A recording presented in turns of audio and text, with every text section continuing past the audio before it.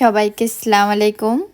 আমি আজকে আমার সবজি বাগান থেকে শাক তুলবো, আর সেই শাক তোলারই ভিডিও আমি শেয়ার করলাম। এই টবের গাছগুলান ছোট ছোটই আছে, আর এগুলান বড় হয়ে গেছে কারণ এগুলান আগে লাগাইছি। তো ভাবলাম রাহুলের জন্য একটু ভাজি করি। আর এই শাকগুলোতে কোনো সার দেওয়া হয় নাই কোনো প্রকারের, একদম অর্গানিক।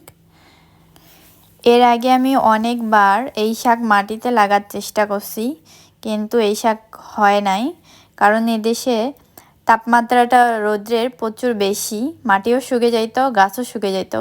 সকালেও পানি দিতাম, সন্ধ্যায়ও পানি দিতাম, তাও বাঁচাইতে পারতাম না। এবার আমি টপে লাগাইছি।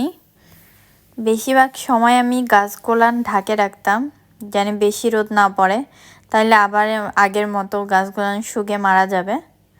তো মাশাআল্লাহ এবার খুব ভালো হয়েছে। যেটাই হোক, আমি তো খুব খুশি।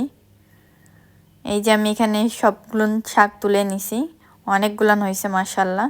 আর সাথে আমি লাউ শাক তুলে নিছি, দেখেন কত সুন্দর, একদম নিজের বাগানের ফ্রেশ শাক। এখানে অবশ্যই এই শাক পাওয়া যায় না, আর এটা রান্না করার পরে অল্প একটু হয়ে গেছে।